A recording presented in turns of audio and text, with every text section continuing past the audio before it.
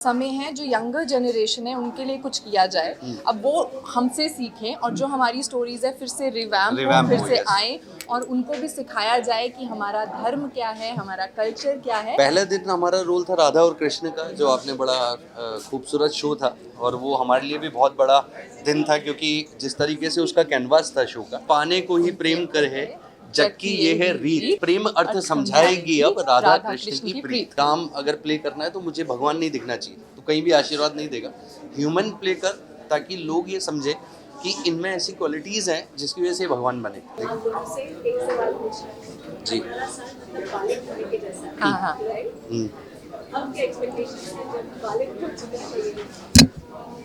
देखिए, बात ऐसी होती है, 18 साल तक जो आदमी इतने अच्छी तरीके से इतने सारे लोगों का प्यार बटोर सकता है, अब आप सोचिए अब जब बालिग हो जाएगा तो क्या करने वाले हैं। तो अभी स्टार्टिंग है, मुझे ऐसा लगता है, क्योंकि हर शो स्वास्थ्य का एक इस तरीके से प्रेजेंट किया जाता है तो लोगों के दिल में घर कर जाते हैं वो शो, चाहे वो शिव शक्ति हो, राधा कृष्ण हो, राम सिया के लव कुश हो, चंद्रगुप्त मौर्य हो और बहुत सारे शोज, महाभारत हो, आज भी लोग उसे देखना पसंद करते हैं। अगर इन 18 सालों की जर्नी में हमने इतना यूथ से लेकर के ओल्ड एज से लेकर के और एक यंग जनरेशन को भी अगर गैदर किया है हमारे शोज़ देखने के लिए, किसी भी माध्यम से, यूट्यूब है, स्वास्थ्य का यूट्यूब है, हमारे टेलीविज़न पर जब शो आता है, तो मुझे लगता है 18 साल के बाद की जर्नी और खूबसूरत होने वाली है, क्योंकि अभी और अच्छे अच्छे कॉन्सेप्ट हैं इतने सारे हमारे माइथोलॉजिकल, हमारे हिस्ट्री में, कि वो जब वापस आएंगे और जिस तरीके से स्वास्थ्य उसे प्रेजेंट करेगा तो वो बहुत खूबसूरत होने वाला है। तो हिमांशु ने तो बहुत अच्छे वे में बताया।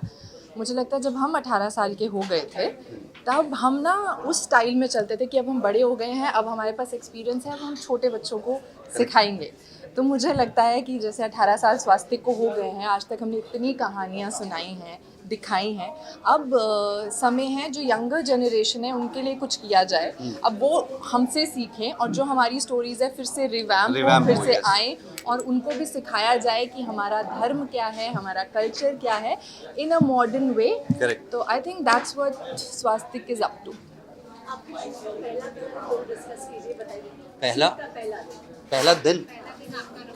पहला दिन हमारा रोल था राधा और कृष्ण का, जो आपने बड़ा खूबसूरत शो था और वो हमारे लिए भी बहुत बड़ा दिन था, क्योंकि जिस तरीके से उसका कैनवास था शो का और हमें जो प्रेजेंट करना था एज ए कृष्ण और राधा, तो हम डरे हुए थे बेसिकली कि अभी क्या होने वाला है, किस तरीके से होने वाला है, क्योंकि एक अगर आप खुद भी अगर उस शो को देखेंगे पहले एपिसोड को, तो आपको ऐसा लगेगा वो एक पेंटिंग की है किसी आर्टिस्ट ने। तो हमें उतना पॉइज्ड होकर के, उतना प्योरिटी के साथ, उतना लवेबल होते हुए उसको प्रेजेंट करना था, क्योंकि वो कहानी थी हम प्यार कैसे दे पाएंगे और प्यार क्या है उसके ऊपर।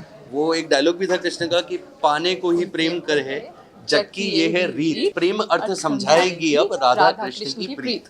तो जैसे हिमांशु ने कहा, तो मैंने एक इंटरव्यू में भी बोला है कि हिंदुस्तान की हर एक लड़की बचपन से राधा बनना चाहती है।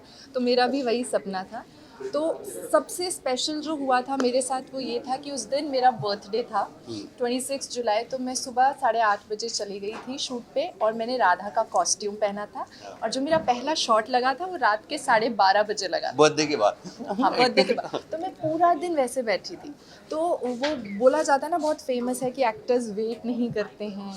तो मेरे पास जो भी आ रहा था, मेरी मॉम भी साथ में थी, तो उन्होंने बोला कि बेटा तू थकी नहीं।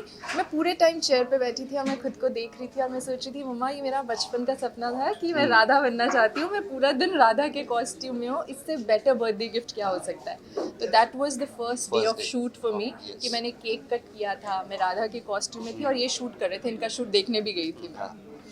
स्वास्थ्य से जुड़ने के बाद और जो आपका कैरेक्टर आपने एक्सप्लेन किया वो बनाने के बाद आपकी लाइफ या फिर आपकी जर्नी।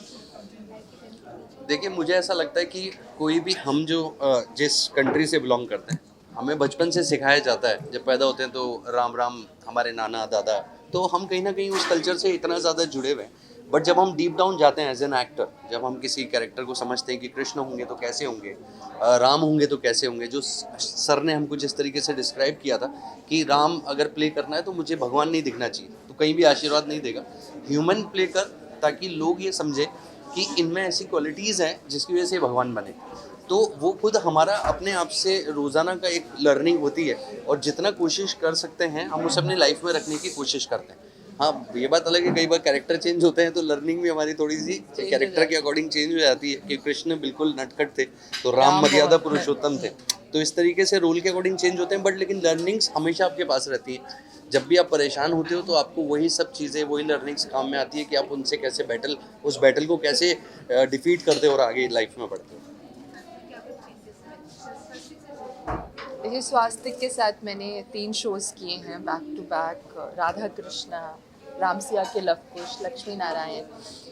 मुझे पहले लगता था कि इतना ही क्या ही चेंज आएगा, आप कैरेक्टर्स प्ले करते हो, बट और मेरा जो रियल लाइफ नेचर है वो बहुत ही, मैं एक जगह पे बैठ नहीं सकती हूँ या मैं कहीं ना कहीं मूव करती रहूँगी, बट मुझे प्रेम का मतलब राधा ने सिखाया है, धैर्य का मतलब सीता ने सिखाया है, और लक्ष्मी ने ये सिखाया है कि कर्म करोगे तभी लक्ष्मी आएंगी। Correct. और जब मुझे लगता है ये हमें जब हम कैरेक्टर्स करते हैं तो ये नॉर्मल रोल से बहुत डिफरेंट होते हैं, क्योंकि जब हम उनको रियल लाइफ में अप्लाई करते हैं तो हम एक बैलेंस बना सकते हैं, एक स्पिरिचुअल लाइफ का और आपकी नॉर्मल जो मटीरियलिस्टिक या ग्लैमरस वर्ल्ड है, जिससे समझ आता है ये सब बहुत ट्रांजिएंट है। जो सीख है वो यही है कि अंदर पीस रखिए, धैर्य रखिए और वैसे ही अपनी लाइफ जिए और क्या। Of course. अच्छा, अभी पितृपक्ष चल रहा है, आप बहुत सारी चीजें पढ़कर समझ कर आए हैं, ये मैं भी सोच रही हूँ। आपको पढ़कर ऐसे- समझ कर आए मतलब समझा? पढ़ा है। जब आप करते हैं तो होमवर्क करते हैं। हाँ, ओके हाँ, ओके ओके। पितृपक्ष में कोई ऐसी चीज है जो आप मानते हैं या जो चीज नहीं करते हैं? नहीं, पितृपक्ष हैं तो अभी मतलब श्राद्ध होते हैं हमारे, अभी अभी पिछले 2-3 दिन, हाँ, जो हमारे दादी और नानी वगैरह का था, दादाजी का, वो श्राद्ध हमें पता है कि वो किए हैं, और कुछ ऐसी चीज़ें होती हैं, नई चीज़ें आपको नहीं करनी चाहिए, ऐसा कहा जाता है पितृपक्ष में। तो वो सारी चीज़ें जो रीति रिवाज चलते आ रहे हैं और बड़े बुजुर्गों से आ रहे हैं, हम उन्हीं को तो फॉलो करते ही हैं। मतलब ऐसा नहीं है कि मैं किसी के अगेंस्ट हूँ कि नहीं मैं ऐसा नहीं करना, बट या मतलब दैट तो लर्निंग ना जो हमारे पास है, तो हम उसको तो लेके चलते हैं लाइफ। मुझे लगता है मेरे पापा क्योंकि फॉलो करते हैं, बहुत स्पिरिचुअल हैं, तो वो हमें बता देते हैं कि ऐसे आज मतलब ऐसा मत particular ये करना है। ये नहीं करना, या वो श्राद्ध में जो भी हमारे पितरों के लिए करना है, माय फादर डज दिस। और बाकी पितरों के बाद अभी 22 से नवरात्रे स्टार्ट होने Yes. वाले हैं, तो वो थोड़ा सा, जैसे इन्होंने पूछा था कि आपने क्या क्या सीखा, तो साथ में मैंने वो भी सीखा है कि सारी देवियाँ, अभी पहले शिव जी आए, फिर गणपति जी आए, अब देवियों के आने का समय समय आ है, गया। तो मैं उसके लिए बहुत एक्साइटेड हूँ। Yes, thank you ji, thank you.